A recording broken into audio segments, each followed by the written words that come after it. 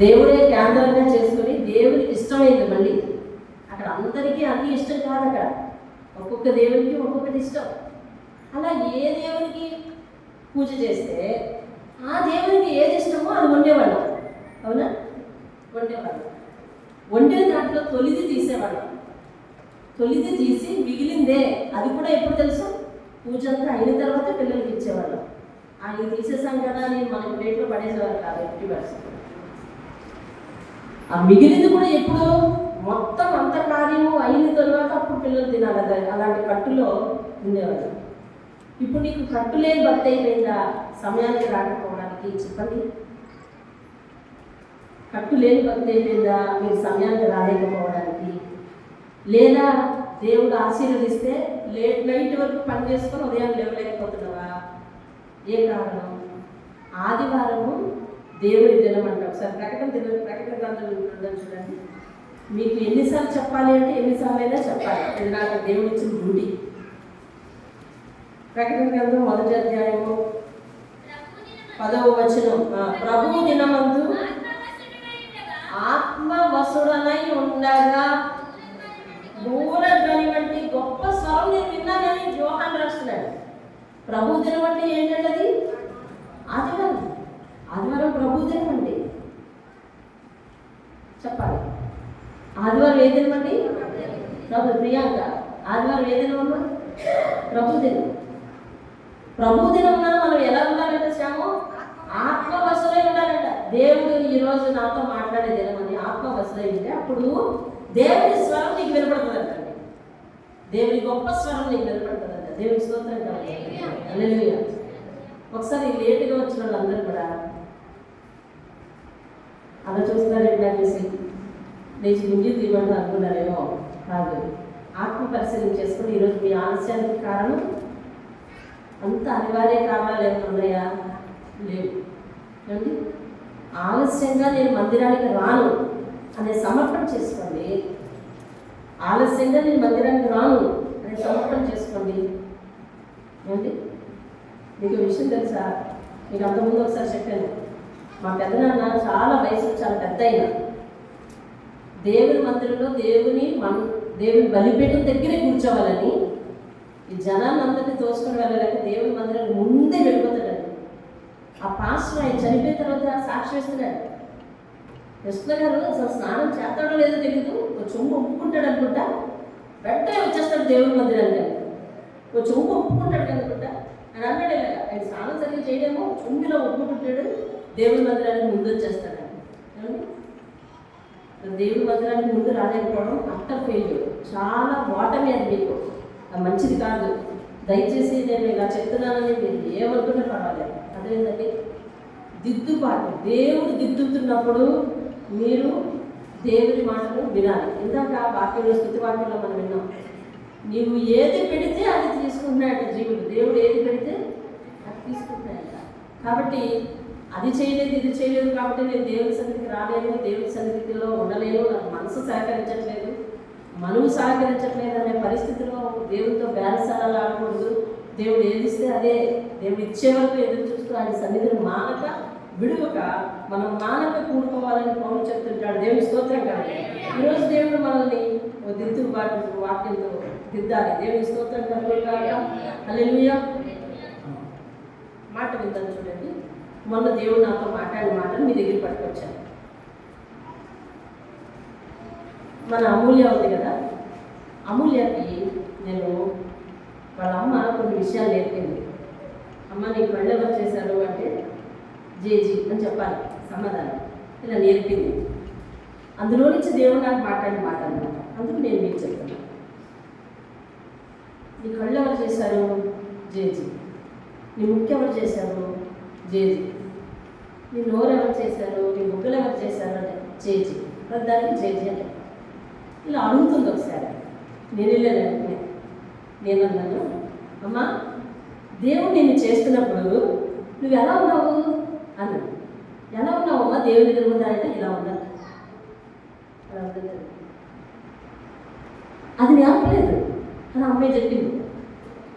ఇందాక కూడా పిలిచి ఒకసారి అడిగాను మోకరించిన దగ్గర, అమ్మ దేవుడు నిన్ను చేస్తున్నాడు కదా, చేస్తున్నప్పుడు నువ్వు దేవుడి దగ్గర ఎలా ఉన్నావమ్మా అంటే అలా ఉందండి, అలా ఉందండి. మనల్ని దేవుడు తన వాక్యాల చేత చెప్పుతున్నప్పుడు మనం దేవుడి దగ్గర మౌనంగా ఉండి ఆయన మాటలు యాక్సెప్ట్ చేయాలి, సమ్మతించాలి. దేవుడి స్తోత్రం. ఏం చేయాలి? తన మాటలు సమ్మతించాలి.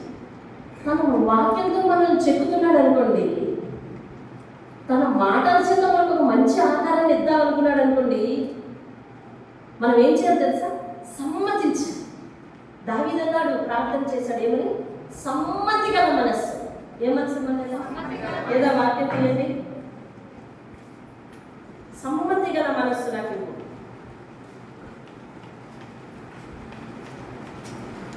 కీర్తన గ్రంథం 51 9వ వచనం 11వ వచనం.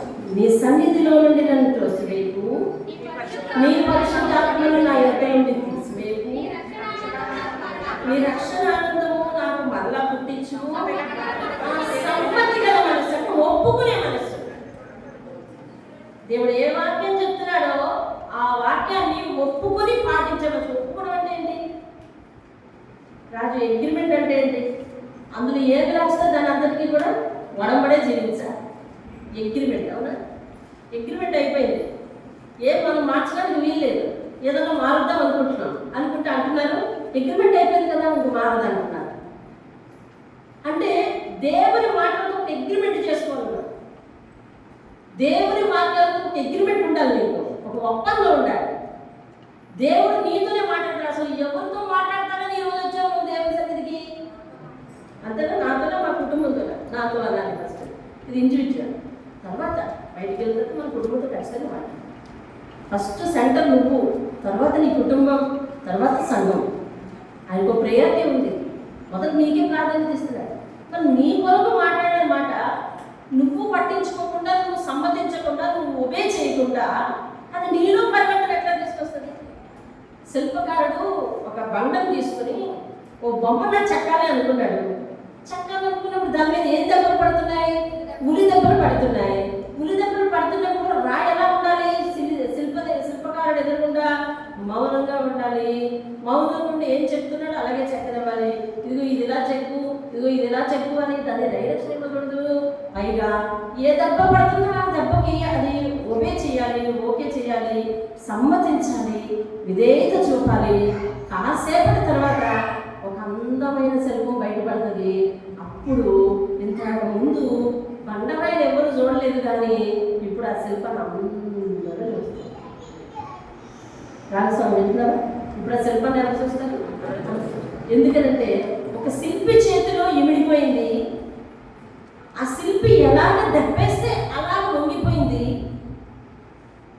ఎలాగ మలస్తాను అని అంటే అలాగూ సమ్మతించేసింది. కాబట్టి తర్వాత అందమైన రూపం వచ్చింది. అంతే. నేను ఎవరి మాట వినను, నాకు ఏది వీలో అదే చేస్తాను. అదే కొంతమంది మనమే ఇలా టైటిల్స్ ఇచ్చుకుంటాం. నేను సింహాన్ని, పులిలా తగ్గిపోతే ఎలాగ, ఇది పిల్లిలో తగ్గిపోతే ఎలాగ అనుకుంటాం. అర్థమైందండి? అలాంటివే వద్దు. ఇవన్నీ సినిమా డైలాగులు.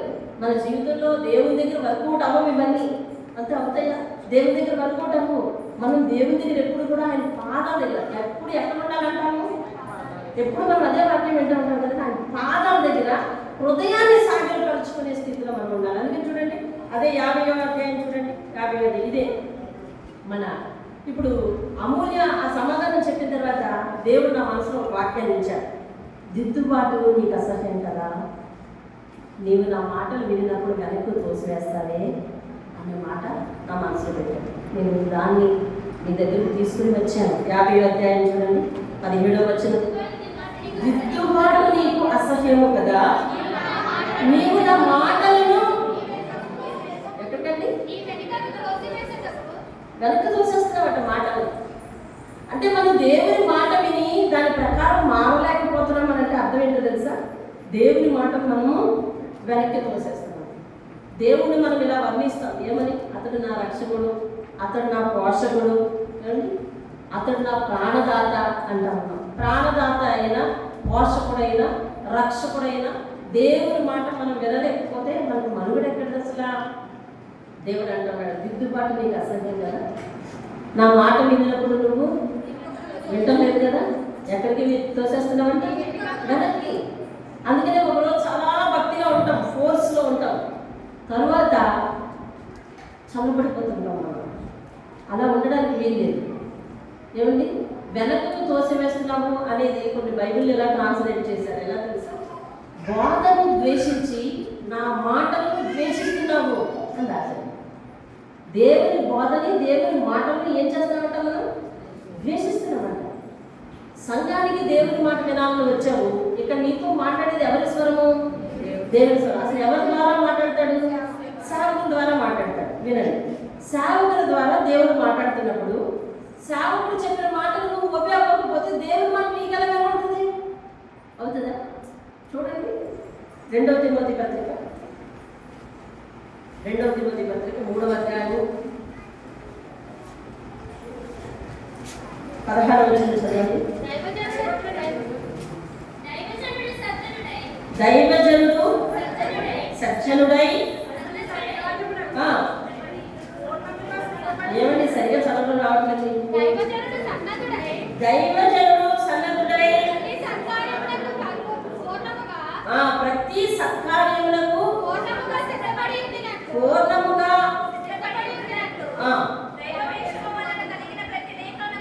దైవావేశము కలిగిన ప్రతి లేఖనము ఉపదేశించుటకును, ఖండించుటకును, తప్పుదిద్దుటకును, ఏమిటి నీతి యందు శిక్ష చేయుటకును ప్రయోజనకరమై ఉన్నది.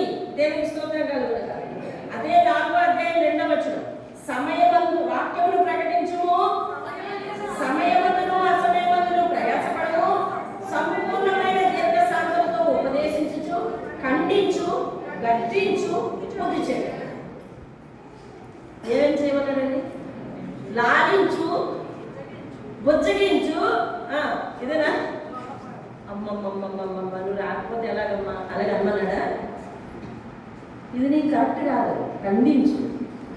ఇలా నువ్వు ఉంటే ఆశీర్వదింపబడవు. గద్దించు. ఇక నుంచి నువ్వు అలా ఉండడానికి వీల్లేదు, నువ్వు క్రమంగా ఉండాలి దేవుని విషయంలో అని ఉపదేశించు. ముందుగా నువ్వెలా ఉండాలి తెలుసా? నువ్వు జాగ్రత్తగా ఉండు. అదే పైన చెప్పాడు 3వ అధ్యాయంలో 16వ వచనంలో దైవజనుడు ఎలా ఉండాలంట? సందర్భుడై. ముందు అతను సిద్ధపడాలి. అతనేమో లేటు 11 గంటలకు వస్తాడు, మిమ్మల్ని ఏమో 9 గంటలకు వచ్చేయాలంటే బాగుంటుందా? ఆయన 11 గంటలకు వస్తాడు. నిజంగా తెలుసా చాలా సంఘాల్లో ఇప్పుడు మా యామిని వాళ్ళ సంఘంలో అంటే సంఘస్థులు వస్తారు. నిజంగా వాళ్ళకేం కట్టో మరి నిజంగా హ్యాట్సాప్ చెప్పచ్చు. అది అంటే వాళ్ళే ఏర్పాటు చేస్తారు, చక్కగా కూర్చుంటారు, వచ్చే వరకు ఎదురు చూస్తుంటారు. ఆయన 11 గంటలకు వస్తారు. అప్పుడు ఆయన ప్రారంభ ప్రార్థన చేస్తారు, ఆయనే పాటలు పాడతారు. ఎవరికి అవకాశం ఇస్తే వారే రావాలి. ఎప్పుడు ఆయన ఎప్పుడు వస్తే అప్పుడే, అప్పటి నుంచి స్టార్ట్ అయ్యి ఆయన ఎప్పుడు వస్తే అప్పటి నుంచి స్టార్ట్ అయ్యి అట్లేదండి. కానీ వీళ్ళు మాత్రం ముందే వచ్చేస్తారు. అందరూ కూడా ముందు సన్నద్ధుడై ప్రతి సత్కార్యములకు పూర్ణంగా సిద్ధపడాలంట. ప్రతి దానికి మీతో ఏది చెప్తున్నాడో దానికి సిద్ధపడాలి. ఇక్కడ దైవజనుడు సిద్ధపడి దైవావేశము కలిగిన లేఖనాలను చెప్పాలి. దేవుని ఆవేశం వలన కలిగిన లేఖనాలు ఇవన్నీ. ఎవ్వరు తన సొంత రాతలు రాయలేదు, ఎవ్వరు కూడా సొంత కథలు రాయలేదు. ఇందులో దైవావేశం కలిగిన వాక్యాలు ఇవన్నీ, దైవావేశం వలన కలిగిన వాక్యాలు ఇవన్నీ. కాబట్టి అటువంటి వాక్యాలు ఎట్లా చేయాలంట? ఉపదేశించుటకు, ఖండించుటకు, తప్పుదిద్దుటకు కూడా నువ్వు శిక్ష చేస్తే అది ప్రయోజనకరము, వాళ్ళకి ప్రయోజనకరము. కాబట్టి నువ్వు అలా చెయ్యాలి తిమోతి అని చెప్పి కింద అంటున్నాడు. వాక్యం ప్రకటించు, సమయమందు అసమయమందు కూడా కష్టపడి సంపూర్ణమైన దీర్ఘశాంతంతో ఉపదేశించు, ఖండించు, గద్దించు, బుద్ధి చెప్పు అని చెప్తున్నాడు. దేవుని స్తోత్రం కలుగుతుంది. మరి సేవకుడికి ఇటువంటి అధికారం దేవుడు ఎందుకు ఇచ్చాడు అని అంటే, నిన్ను ఒక ఆత్మీయులుగా, దేవుడు మెచ్చే బిడ్డగా దేవుని ఎదుట నిలబెట్టాలి. ఇది సేవకుడి బాధ్యత. మీలో చాలా మంది నాటక వయసు పెద్దవాళ్ళు ఉన్నారు, చిన్నవాళ్ళు. ఎవరినైనా మీ ఆత్మని దేవుని ఎదుట దేవుని మెచ్చేలాగా నేను నిలబెట్టాలి. అది నా పని. ఆ క్రమంలో దేవుని వాక్యాన్ని మీకు బోధించారు. చెప్పాలి, నువ్వు వాక్య ప్రకారం లేవు, ఉండట్లేదు అని చెప్పాలి. ఇది దిద్దుబాటు. ఇప్పుడు 50వ కీర్తన 17వ వచనం చెప్తుంది, దిద్దుబాటు నీకు అసహ్యం కదా. నీవు నా మాట వినినప్పుడు ఎక్కడ తోసేస్తున్నావు? వెనుకకు తోసేస్తున్నావు. ఇది ధర్మం కాదు, ఇది కరెక్ట్ కాదు. నా బోధనను తృణీకరిస్తున్నావు. ఇప్పుడు దేవుడు ఏమంటున్నాడు? నీ సేవకుని బోధన అంటున్నాడా? లేదు, నా బోధను నువ్వు తృణీకరిస్తున్నావు, నువ్వు వింటలేదు. కాబట్టి నీలో మార్పు ఎట్లా వస్తుంది? అది దేవుడు చెప్తున్నాడు. మనకి ఖచ్చితంగా చెప్పేవారు ఉండాలి. అది దైవజనుడు అయి ఉంటే ఇంకా మంచిది. దైవజనుడు ఖచ్చితంగా దేవుడు మాటే చెప్పాలి, తన సొంత ఇంట్రెస్టులు చెప్పకూడదు. అదేవిధంగా నువ్వు ఇలా ఉంటే నాకు నచ్చుతావు, ఇలా లేకపోతే నాకు నచ్చవు, అది కాదు. దేవుని వాక్య ప్రకారం ఎలా ఉంటే దేవుడికి నచ్చుతావో అది చెప్పు, అంతే. అదే మనుషులకు నచ్చే కొన్ని ఉంటాయి, అలా కాదు. దేవుని వాక్య ప్రకారం నువ్వు ఇలా లేవు, అందుకని ఇలా ఉండాలి నీ గురించి అని చెప్పు. దిద్దుబాటు నువ్వు తోసివేయకు అని నీకు చెప్తున్నాడు దేవుడు. దేవుని స్తోత్రం. ఒకసారి దావీదు మహా ఘోరమైన పాపం చేశాడు, అది మీకు తెలుసు. ఒక స్త్రీతో పాపంలో పడిపోయాడు. వెంటనే దేవుడు తన దగ్గరికి తన సేవకుని పంపించాడు. ఎవరిని పంపించాడండి? లేఖనాల్లో ఎక్కడైనా చూడండి, దేవుని మాట ఆయా వ్యక్తుల దగ్గరికి ఎప్పుడు వెళ్ళిందంటే అబ్రహాము యాకోబు కాలాన్ని తప్పించి ఆ ముందు కాలంలో ఆయన మాట్లాడాడు నేరుగా. తర్వాత కాలాల్లో తన ప్రవక్తలను, తను ఏర్పాటు చేసుకున్న సేవకులను పంపాడు. మీరు వాక్యాలు చదవండి, అవును కదా. ముందు మాత్రం అబ్రహాము ఎవరిని ఏ సేవకులను పంపలేదు, ఆయనే మాట్లాడాడు నేరుగా. యాకోబుతో ఆయనే మాట్లాడాడు నేరుగా. ఆ తర్వాత కాలంలో ఏమంటే సేవకులను పంపాడు. దావీదు దగ్గరికి సేవకుడు వచ్చాడు. వచ్చి నువ్వు ఒక స్త్రీతో పాపం చేసావు, ఆమె యజమాని చాలా పేదవాడు కదా, అతను చంపం చేసావు, నీకు బుద్ధుందా ఇలా చేసావు అని నేరుగా మాట్లాడలేదు. అని అన్నాడు, అయ్యా ఒక మాట విను. ఏంటి నాయన ఇలా వచ్చారు, కూర్చోండి అన్నాడు. కూర్చొని మాట్లాడుతున్నాడు. దావీదుతో నాతాను ప్రవక్త ఇలా మాట్లాడుతున్నాడు, అయ్యా నేను ఒక విషయం చూశాను, నాకు చాలా కలిచివేస్తుంది. ఏ విషయం? ఒక ఐశ్వర్యవంతుడు ఉన్నాడు, తనకు చాలా పశు సంపద ఉంది. ఒక పేదోడు ఉన్నాడు, తనకు ఒకటే ఒక గొర్రెపిల్ల ఉంది. ఇప్పుడు ఐశ్వర్యవంతుడేమో తన ఇంటికి వచ్చిన బంధువులకి విందు చేయాలని చెప్పి తన మందలో పిల్ల తీసి చేయొచ్చు కదా. అలా చేయకుండా ఆ పేదోడు గొర్రెపిల్ల తీసి బలించేశాడయ్యా, బాగుండాలి అన్నాడు. తప్పు, అలా చేయొచ్చా? వాడి శిక్షకు పాత్రుడు.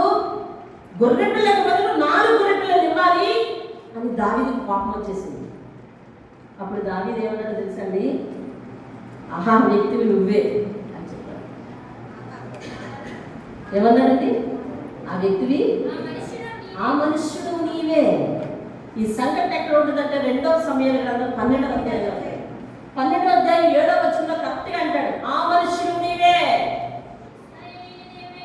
ఇప్పుడు దావీదు ఎవరంటే మహారాజు, నాతాను దేవుని ప్రవక్త. దేవుని ప్రవక్త కూడా మరి ఆయా సమస్యలు వస్తే రాజుగారి దగ్గరికి వెళ్ళాలట. రాజు ఏముండదు, మరి వెళ్ళాలి, తనకి ఏదైనా కావాలి వస్తే రాజు చేయాలి, ఇవన్నీ ఉన్నాయి. కానీ నాతాను ప్రవక్త దావీదు దగ్గరికి వెళ్ళి, ఇదిగో నీ తప్పిది అని చెప్పినప్పుడు, ఆ మనుషులు నువ్వే అన్నప్పుడు రాజు తన సింహాసనం మీద నుంచి లేచిపోయి దాంట్లో చేయలేదు. అసలు చాలా కృషించిపోయాడు, ఒప్పుకున్నాడు, తను తగ్గించుకున్నాడు, పశ్చాత్తాపడ్డాడు, చాలా కన్నీరు గార్చాడు, ఉపవాసం అన్నం మానేసి ప్రార్థన చేశాడు, ఒప్పుకున్నాడు. నువ్వెవడో నాకు చెప్పడానికి అనలే, ఆ వ్యక్తి మీద కోపం పెట్టుకోలే, నీకెలా తెలిసిందో ముందు నువ్వు చూసుకో అని అనలే. ఏమండి, దైవజనుడు చెప్పిన విషయాన్ని తాను స్వీకరించి దేవుడి దగ్గర లోపడ్డాడు. ఇప్పుడు దేవుడు పంపిన కార్యం నెరవేరిందా లేదా చెప్పండి? నెరవేరింది. దేవుడు తనను మార్చాలనుకున్నాడు దావీదుని. అగో తన ప్రవక్తను పంపించి, తన సేవకుని పంపించి ఖండింపచేసి, గద్దింపచేసి మార్చినాడు. ఇప్పుడు దిద్దుబాటును దావీదు కొట్టి పారేస్తే దావీదు జీవితంలో జయం లేదు. దావీదు జీవితంలో జయం లేదు. తర్వాత దావీదు దేవుడితో ఒకే ఒక ఒప్పందం చేసుకున్నప్పుడు దేవుడు తనతో మాట్లాడాడు. నీకెన్ని నీ మీదకు నువ్వు చేసిన దానికి ఖచ్చితంగా నీ మీదకు శిక్ష వస్తుంది అని అంటే, అయ్యా ఎటువంటి శిక్ష అయినా రాని అని ఒప్పుకున్నాడు. దేవుడు తన మీద శిక్ష రప్పించాడు, దాన్ని శిరస వహించాడు. దాన్ని ఈరోజు నువ్వు చేసిన అవిధేయతకో, నువ్వు చూపించిన అవిధేయతకో, నువ్వు చూపించిన నిర్లక్ష్యానికో, నువ్వు చూపించిన అశ్రద్ధకో, ఏమండి దేవుని దగ్గరకు వచ్చే విషయంలో, దేవుని దగ్గర కూర్చునే విషయంలో, దేవుని దగ్గర ఇచ్చే విషయంలో, అన్ని విషయాల్లో నువ్వు చూపించే నిర్లక్ష్యానికి దేవుడు ఒకవేళ నిన్నేమైనా శిక్షిస్తే తట్టుకోగలవా? తట్టుకుంటామా? చెప్పండి, తట్టుకుంటామా? ఆయన ఉగ్రతకు తాడి నిలబడగలమా? ఆయన కోపానికి తట్టుకొని నిలబడగలమా? ఆయన జాలిని కోరుకుంటాం ఎప్పుడు కూడా మనం దేవుని సన్నిధిలో. అయ్యా నీ జాలి నా మీద ప్రసరింపచేయి, నీ కరుణ నా మీద ప్రసరింపచేయి, నీ కృప నా మీద ప్రసరింపచేయి, నీ కనికరం నా మీద ప్రసరింపచేయి అని మనం కోరుకునే మనము ఆయన కృపకు కనికరానికి అర్హులమయ్యేలాగా ప్రవర్తించాలి తప్ప విరుద్ధంగా ప్రవర్తించకూడదు. విరుద్ధంగా ప్రవర్తిస్తే దానివల్ల మనకు వచ్చే ఫలితం ఏమి లేదు. అందుకని దేవుడు అంటాడు, దిద్దుబాటు నీకు అసహ్యమా, స్వీకరిస్తావా? ఈరోజు చెప్పండి, నువ్వు దిద్దుబాటును స్వీకరించే విధానంలో ఉన్నావా, తృణీకరించే విధానంలో ఉన్నావా, దిద్దుబాటును తోసివేసే విధానంలో ఉన్నావా? అయితే దేవుని సంఘం నిన్ను మార్చలేకపోతే నువ్వు బయటికి వెళ్ళి లోపల ఎక్కడ కూడా మారలేదు. దేవుని సంఘం నిన్ను సరైన భక్తి విధానంలో పెంచలేకపోతే నువ్వు బయటికి వెళ్ళి భక్తి విధానాన్ని నేర్చుకోలేవు. దేవుని సంఘం నిన్ను గుణగణాలతో నింపలేకపోతే బయటికి వెళ్ళి మనం గుణగణాలతో నింపబడలేము. ఏమండి, ఆయన సంపూర్ణ రాశి, ఆయన సన్నిధిలో సకల సంపదలు ఉన్నాయి, గుణాలు ఉన్నాయి, ఆశీర్వాదాలు ఉన్నాయి, కావలసిన తలాంతులు ఉన్నాయి, అన్నీ ఉన్నాయి. కాబట్టి ప్రతి వాటికి మనం అర్హులం.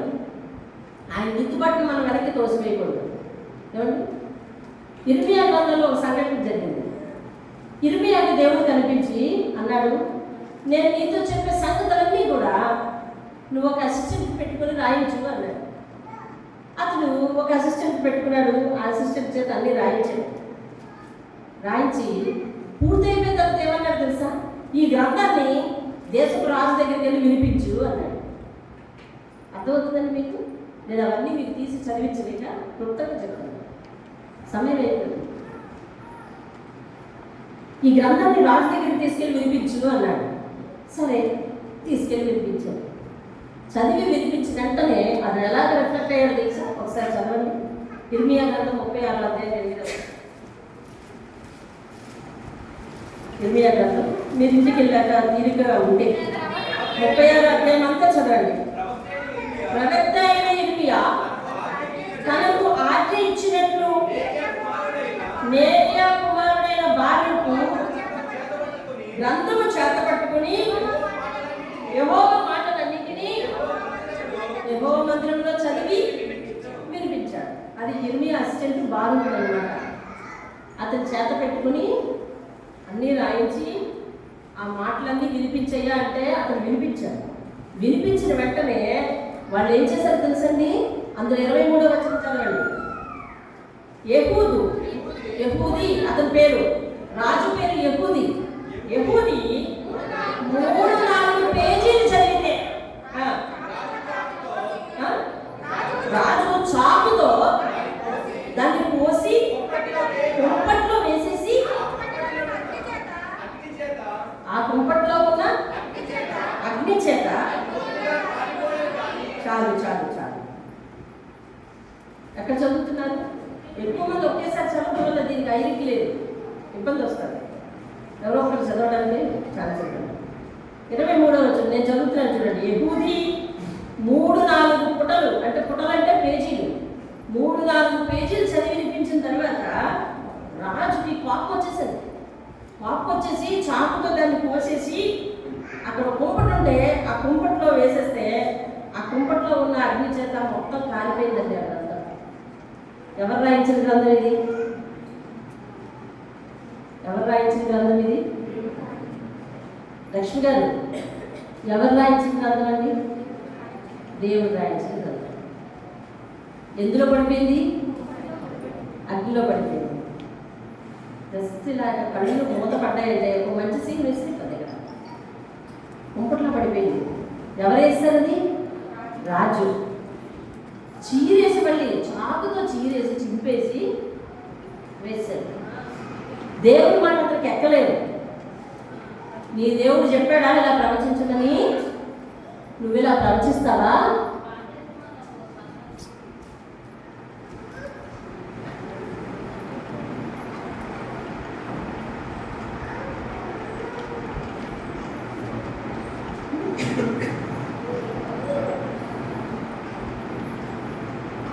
నువ్వు ఇలా ప్రవచిస్తావా అని 4 పేజీలు చదివిపిస్తున్నాడు. లేదా వెంటనే ఏం చేశాడంటే చింపేసి చాక్తో కోసేసి కుంపట్లో వేసేసి మొత్తం కాలిపోయిందండి. కానీ తర్వాత కాలంలో అతనికి ఏం జరిగింది చూడండి. 24వ వచనంలో, రాజైనను ఈ మాటలన్నింటినీ వినిన అతని సేవకులలో ఎవరైనాను భయపడలేదు, తమ బట్టలు చింపుకోలేదు. ఆ కాలంలో బట్టలు చింపుకోవడం అంటే పశ్చాత్తాపానికి సూచన. దేవుని వాక్యం మధ్యలో పోద్ది. మధ్యలో మీరు వేరు యాత్ర పెట్టుకున్నారనుకోండి, దేవుని వాక్యం మధ్యలో పోతుంది. దయచేసి కాన్సన్ట్రేషన్ ఉన్న సమయం దేవుని వాక్యాన్ని వినండి. ఎవరు బట్టలు చింపుకోలేదట, ఎవరు భయపడలేదంటండి. ఇప్పుడు వీళ్ళు ఏం చేశారు? దిద్దుబాటుని వెనక్కి తోసేశారు. నువ్వే నాకు చెప్పక్కర్లేదు అనేసారు. పైగా దేవుని గ్రంథాన్ని 2 పార్టీలు చేసేసి ఆ కుంపట్లో పడేశారు. ఏమండి? తర్వాత కాలంలో ఏం జరిగింది చూడవా? 30వ వచనం నేను చదువుతున్నాను చూడండి. 36వ అధ్యాయం 30వ వచనం. అందుచేతను యూదా రాజైన యెహోయాకీమును గూర్చి యెహోవా ఈ మాట సెలవిచ్చి ఉన్నాడు. దావీదు యొక్క సింహాసనం మీద ఆసీనుడవుటకు అతనికి ఎవ్వరూ ఉండరు. అతని శవము పగలు ఎండపాడు, రాత్రి మంచుపాడు. నేను వారి దోషమును బట్టి అతన్ని, అతని సంతతిని, అతని సేవకులను శిక్షిస్తున్నాను. నేను వారిని కూర్చుని చెప్పిన కీడంతయు వారి మీదకి, యెరూషలేము నివాసుల మీదకి, యూదా రాజుల మీదకి రప్పిస్తాను. అయినను వారు వినిన వారు కాదు. ఇర్మియా, ఇంకొక గ్రంథాన్ని తీసుకో, లేఖికుడు నేరియా కుమారుడైన బారూకు చేతికి అప్పగించు. అతడు ఇర్మియా నోటి మాటలను బట్టి యూదా రాజైన యెహోయాకీము అగ్నిలో కాల్చిన గ్రంథపు మాటలన్నిటినీ రాసెను. మరియు ఆ మాటలు గాక అట్టివి అనేకము అతడు వాటితో కూర్చెను. ఏం జరిగిందండి? ఆ మాటలతో పాటు ఇంకొన్ని మాటలు చేర్చి గ్రంథం అయితే సిద్ధమైంది. ఆ మాటలు వెనక్కి తోసిన వారి మీదకి ఏమొచ్చిందండి? శిక్ష వచ్చింది. దేవుని మాటలు ఎప్పుడు కూడా అంతరించిపోవు. దేవుని మాటలు ఎప్పుడు కూడా నాశనం అవ్వవు. దేవుని మాటలు ఎప్పుడు కూడా కృషించిపోవు, కుళ్ళిపోవు. అవి సజీవమైనవి. ఎవ్వరు వాటికి రూపం మార్చేసినా, కాల్ చేసినా, ఏం చేసినా వాటి యొక్క రూపం మారిపోవు. ఈరోజు అతడు ఎవరో గ్రంథాన్ని కాల్ చేశాడు, అగ్నిలో పడేశాడు, అంత పని చేయొచ్చా అని మనం అనుకుంటాం. కానీ ఈరోజు దేవుని మందిరంలో ఉన్న నీవు దేవుని మాట విని వాటిని లక్ష్య పెట్టకపోతే, ఆ దేవుని మాట నీ మనసులో ఉండి దేవుని ఆత్మ మంట పుడుతూ ఉంటే అది నువ్వు కాల్చుతున్నట్టు కదా, ఆయన మాటలు వెనక్కి తోస్తున్నట్టు కదా, ఆయన మాటలు పెడచెవి పెడుతున్నట్టు కదా. అసలు దేవుని మాట నీకు దిద్దుబాటు, దేవుని మాట నీకు ఆశీర్వాదం, దేవుని మాట నీ రూపాన్ని మార్చేది, దేవుని మాట నీలో పరివర్తన చెందించేది, నువ్వు మారితే నీ కుటుంబాన్ని మార్చేది, దేవుని మాట నీ కుటుంబానికి ఆనందాన్ని ఇచ్చేది, ఆశీర్వదించేది. అలాంటి మాటను మనం దేవుడిని వెనక్కి పెట్టి చేసామనుకోండి, ఆ మాటని వెనక్కి తోసామనుకోండి, మనకు ఆశీర్వాదం ఎక్కడిది?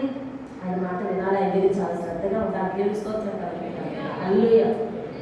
నేను ఒక మాట చెప్పగలను. మనం పాతకాలంలో భక్తి చేసేటప్పుడు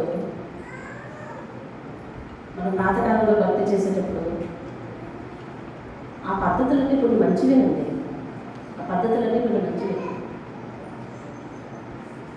దేవుని గుడికి వెళ్ళి దేవుని గుడి చుట్టూ ప్రదక్షిణ చేసేవాడు. అవునా? ఎంతమంది చేశారు అలాగా?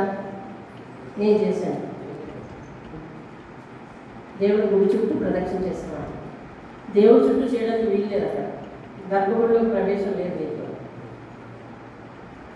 ఇప్పుడైతే నువ్వు దేవుని మందిలోకి వచ్చి ఎక్కడ కావాలంటే అక్కడ కూర్చుంటావు. కానీ అప్పుడు లేదు అలాగా, ఇప్పటికీ లేదు.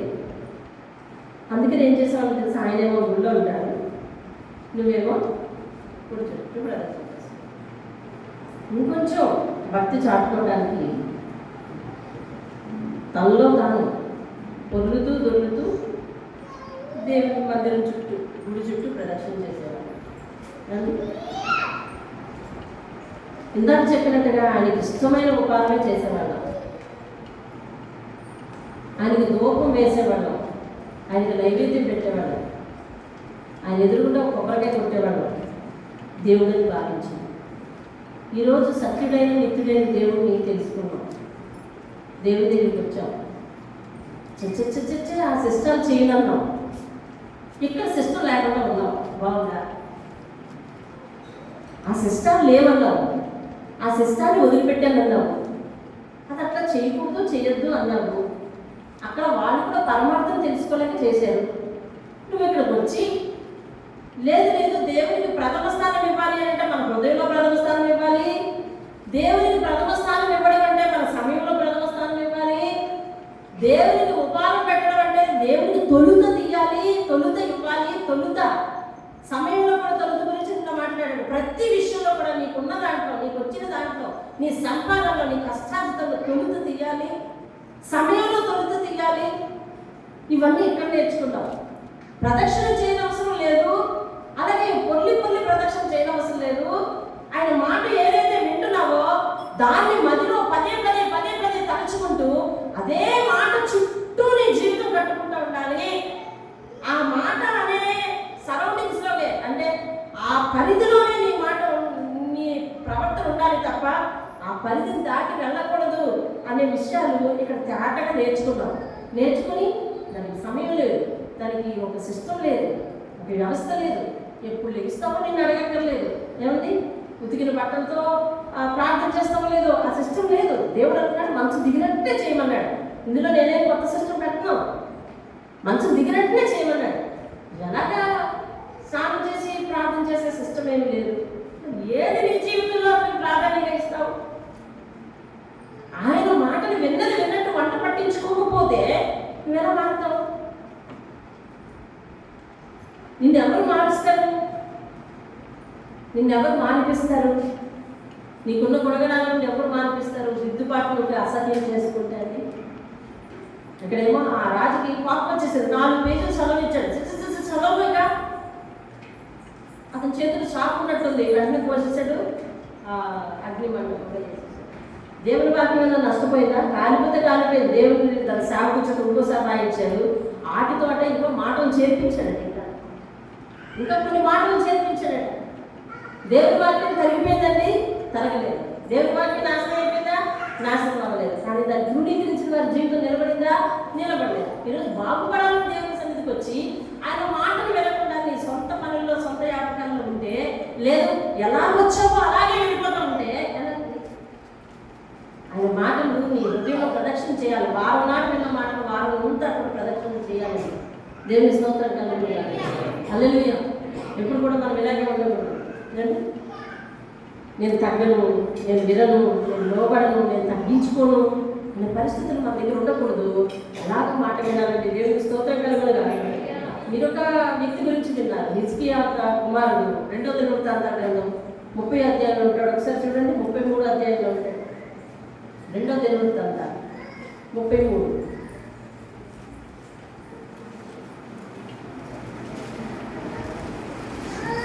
అధ్యాయం 10వ వచనం. యెహోవా మనష్షేకు అతని జనులకు వర్తమానం పంపిన వారు ఏం చేయలేదంటే, అంటే ఇతను దేవుడి మాటకు సంబంధించాడా, వెనక్కి తోసేశాడా?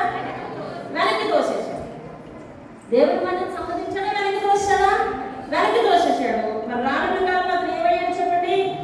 11వ వచనం చదవండి. కాబట్టి యెహోవా అష్షూరు రాజు యొక్క సైన్యాధిపతులను వారి మీద రప్పించును, మనష్షే తప్పించుకుని పోకుండా వారు అతన్ని పట్టుకుని గొలుసులతో బంధించి అతని బహుళలకు తీసుకెళ్ళిపోయారు. తర్వాత ఏం జరిగింది? 12వ వచనం. అతను శ్రమలో ఉన్నప్పుడు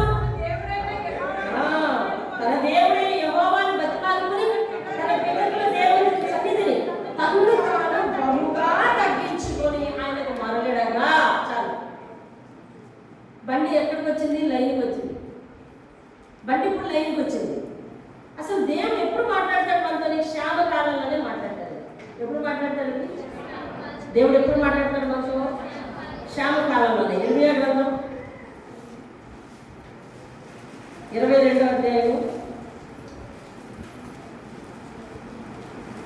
అధ్యాయం 21వ వచనం చూడండి. నీ శ్యామ కాలంలో నీ శ్యామ కాలంలో నీకు శ్యామగా ఉన్నప్పుడే నీతో మాట్లాడుతుంది కానీ నేను విననని నీ వంటివి. నేను నా మాట వినకపోతే బాగా. మనం అలాంటి ముద్ర వేసుకోకూడదు. నా మాట వినగంటావు. ఏమన్నా నేను ఏమన్నా డోర్ చేశానా? విన్నారా? మరి వినండి. దేవుడి వాక్యం తీసుకెళ్ళండి.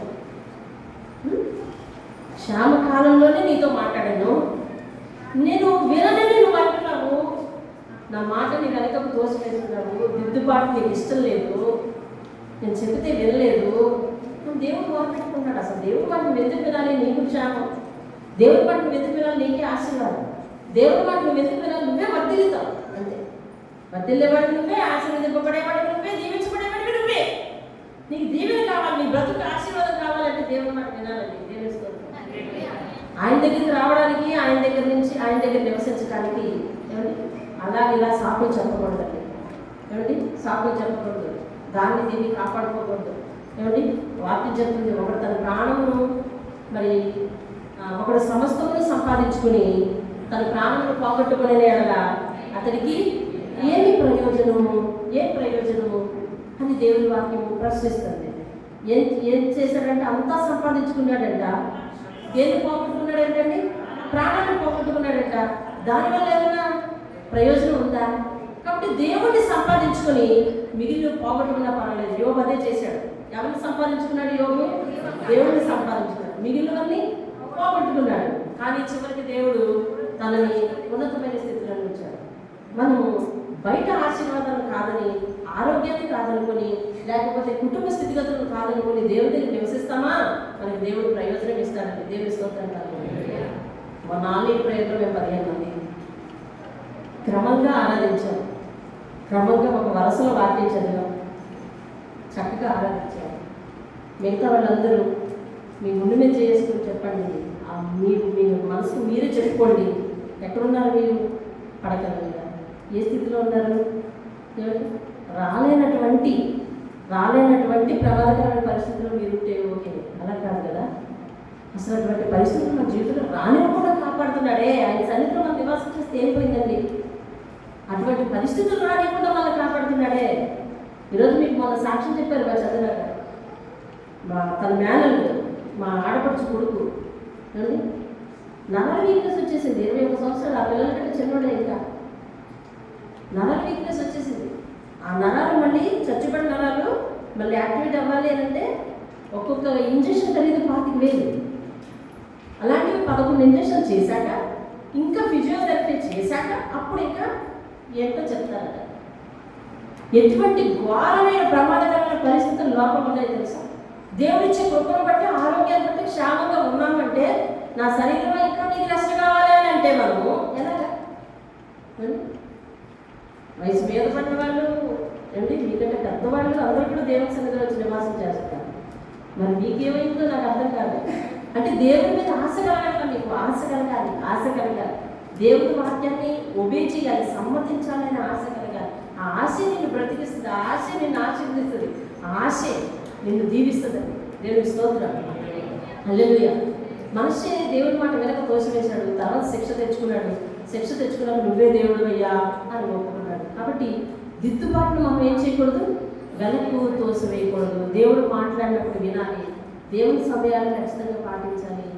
దేవుడు సంఘానికి ఏవైతే ఆరాధన క్రమాలు ఉంచాడో ఆరాధన క్రమాల్లో ఉండాలి. అనివార్య కారణాలు అయితే తప్ప, దేవుని కార్యాలు అయితే తప్ప. అర్థమవుతుంది. మరొక చోట ఎక్కడైనా దేవుని కార్యాలకు వెళ్ళాలా? మీ ఇంట్లో వాళ్ళు ఎవరైనా వేరే చోట కృతజ్ఞత గుండు పెట్టించుకుంటారా, లేకపోతే ఇంకో ప్రార్థన పెట్టించుకుంటారా, వెళ్ళు.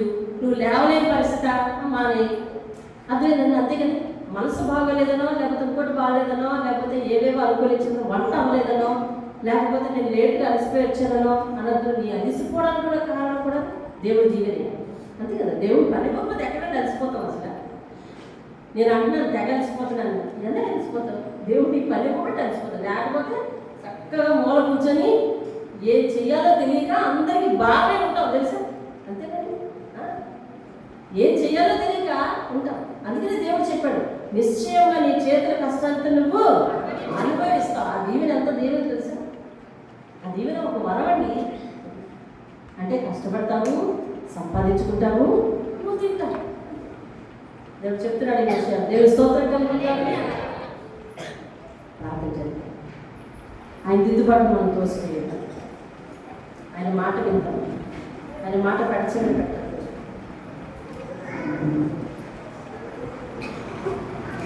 ఆయన మాట పడిచేది పెట్టదు.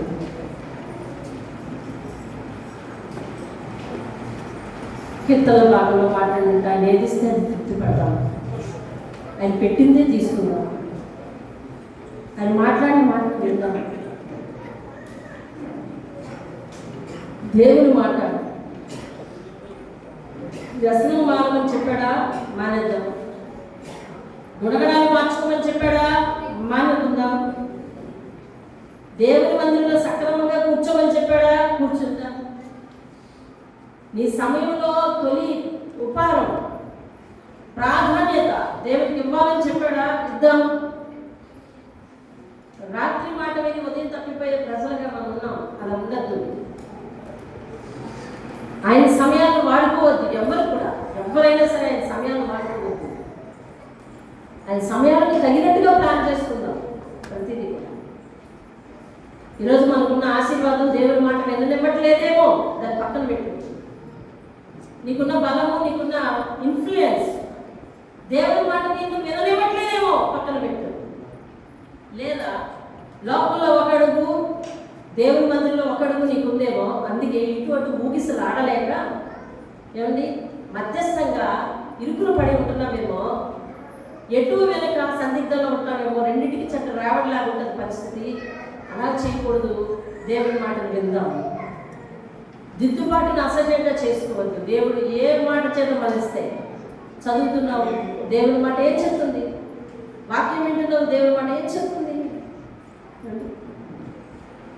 ప్రభు దినమందు ఆత్మవసలు ఉందాం. వేకునే కళ్ళు ఈరోజు దేవుడి మందిరానికి నేను పోవాలని తిరుగుదాం. అలాగే చేద్దాం. ఆశ కలిగి ఉందాం. ఆశ గల ప్రాణం తృప్తిపరుస్తానన్న మాట దేవుడు రాత్రి చెప్తున్నాడు. ఆ ఆశ వస్తువుల మీద ఆశ కాదు, దేవుని మీద నువ్వు ఆశ పడితే అప్పుడు నీ ఆత్మకు ఏం కావాలో అవన్నీ ఇచ్చి తృప్తిపరుస్తాడు దేవుడు. ప్రార్థన చేద్దాం. పరిశుద్ధుడైన దేవానికి వందనాలు. మేము మమ్మల్ని నీ మాటల చేత మలుస్తున్నప్పుడు మేము సిద్ధపడి స్థిరంగా ఉండి సమ్మతించి నీకు నచ్చిన ఆత్మీయ జీవితం మాలోనికి తెచ్చుకుంటున్నాను. ఆయన నీ మాటను వెనక్కుతోయో దిద్దుబాటును అసహ్యం చేసుకోమయ్యా. నీ మాట సేవకుల ద్వారా వినిపిస్తున్నప్పుడు మాకున్న ఆస్కారం, దేవుని మాట వినే ఆస్కారం సేవకుల స్వరమే కాబట్టి వింటామయ్యా. నీ సన్నిధిలో సమయానికి మా సమయాలలో నీకు తొలి ప్రాధాన్యత, మా మనసులో నీకు తొలి ప్రాధాన్యత, నీ మాటల చుట్టూ ప్రదర్శన చేసే అలవాటు, నీ సన్నిధిని మమ్మల్ని మేము తగ్గించుకుని జీవించే అలవాటు, జీవనోపాధి మార్గంలో మా సంపాదనలో నీకు వాటా, ప్రతి విషయంలో కూడా మమ్మల్ని మేము సరిదిద్దుతూ నీకు ఆయాసకరమైన అలవాట్లు, నీకు అసహ్యకరమైన మాటలు, నీకు ఇబ్బంది కలిగించే, నీకు దుఃఖం కలిగించే ప్రవర్తన మాలో ఎవరిలో లేకుండా చూసుకుంటాం బాబు. అయ్యా ఈ మాట మమ్మల్ని మార్చలేకపోతే ఇక ఎవరికి మమ్మల్ని మార్చే శక్తి లేదు. దావీదు నీ మీద ఆశ పెట్టుకున్నట్టుగా నీ దగ్గర ఒక్క వరం అడుగుతున్నాను, నీ ఆలయంలో నేను ఉండాలి అన్నట్టుగా, చిరకాలం యెహోవా సన్నిధిలో ఉంటాను, కృపాక్షేమం నా వెంట వస్తాయి అని ప్రార్థించినట్టుగా, సమ్మతి గల మనస్సు నాకు దయచేయని ప్రార్థించినట్టుగా, ఎప్పటికప్పుడు నీతో నాయనా ఒక సంబంధం ఏర్పాటు చేసుకుని అలాగే తగ్గి మొక్కి నాయనా లొంగి లోబడి సాగిలపడి జీవిస్తామయ్యా. అపవాది మమ్మల్ని ఐహిక విచారముల చేత కట్టి పెడుతున్నప్పుడు జ్ఞానంతో తెలుసుకొని దేవుని సన్నిధికి దూరం కావు బాబు. అయ్యా మాకున్న ఆశీర్వాదాలతో కట్టిపడేస్తున్నప్పుడు మీ సన్నిధికి దూరం కావు. ఆరోగ్య నియమాలు చెప్పి మమ్మల్ని దూరం చేస్తున్నప్పుడు మీ సన్నిధికి మేము దూరం కావు. దాని బోధను దాని మాటలు లక్ష్య పెట్టంగా ఆయన నీ దిద్దుబాటును వెనక్కి తోయం ప్రభువా. మా ప్రార్థన ఆలకించి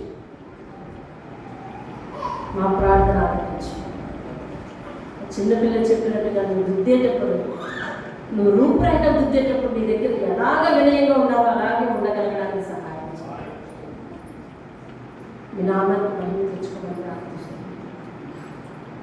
విన్న వాక్యం వారి జీవితాలలో నీరు కట్టి ఫలించాలి. రాత్రి వాక్యం విన్నారు, ఉదయాన్ని ఓడిపోయారు. రాత్రి ఆత్మీయాభివృద్ధి కొడుకొచ్చిన వారందరూ కూడా ఓడిపోయారు. నీ వాక్యం నిరర్థకమైపోయింది. మీద తన వద్దు బాబు, ఇక మీద తన వద్దు. దయచేసి శ్యామకాలంలోనే వారు ప్రతి విషయానికి లోపడే ఉదయం వారు దయచేసి నాకు మాకు దయచేసి దైవజనుడు ముందు సన్నద్ధుడై ఉండాలని మీరు సెలవిచ్చిన మాట చెప్పు. ప్రతి విషయంలో నన్ను నీకు సిద్ధం చేసుకుంటున్నాను. ఇంకా నువ్వు సిద్ధపరచుకోవడానికి సహాయం చేయండి. మీరే మహిమాగంత ప్రభావాన్ని పొందగలరు. యేసు పరిశుద్ధ నామమున చిన్నపిల్లల నుంచి పెద్దవారి వరకు ప్రతి ఒక్కరూ ఈ మాటకు లోబడి బలపడను గాక. ఆమేన్. ఆమేన్.